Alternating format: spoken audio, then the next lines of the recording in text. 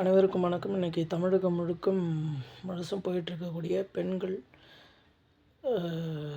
எதிரான சீண்டல்கள், வன்முறைகள், பெண்கள் பாதுகாப்பு இது குறித்த விவாதங்கள் அதிகமாக போயிட்டுருக்கு.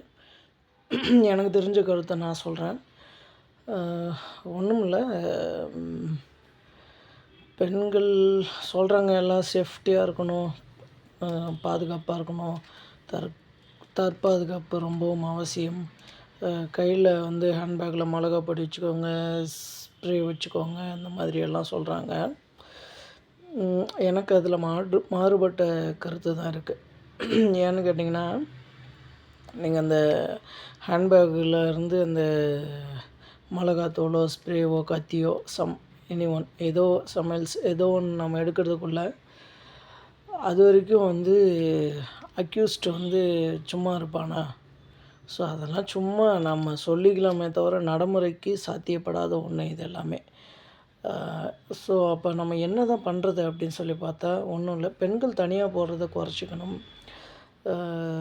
முடிஞ்ச அளவுக்கு அவங்க நல்ல ஆடைகளை தேர்வு செய்யணும். அதாவது சேரீ கட்டுறதை அதிகப்படுத்திக்கணும். சுடிதாரில் நிறைய பேர் துப்பட்டா யூஸ் பண்ணுறது கிடையாது. ஸோ துப்பட்டா கம்பல்சரி யூஸ் பண்ணணும். ஸோ அந்த மாதிரி நம்ம அழகாக இருக்கிறோம், நம்மளுடைய அழகை வெளிப்படுத்துகிறோன்னு சொல்லி நம்ம காட்டக்கூடிய நம்மளுடைய உடை பழக்க வழக்கமே நமக்கு எதிராகவும் அமையலாம்.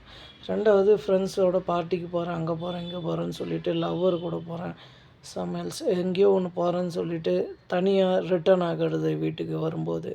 ஸோ அந்த மாதிரியான நேரங்கள் தான் அப்யூஸ் ஆகிற டைமிங்காக இருக்குது. ஸோ என்னை பொறுத்த வரைக்கும் என்ன அப்படின்னா, எங்கே போனாலும் வெளியில் போனீங்கன்னா ஆடைகளில் ஃபஸ்ட்டு தெளிவாக இருங்க. வெளியில் போகும்போது அண்ணன், அப்பா, நெருங்கிய சொந்தம், ஏதோ ஒரு ஆண் துணையோடு வெளியில் போங்க, வாங்க. எங்கே போனாலும் தனியாக போகாதீங்க.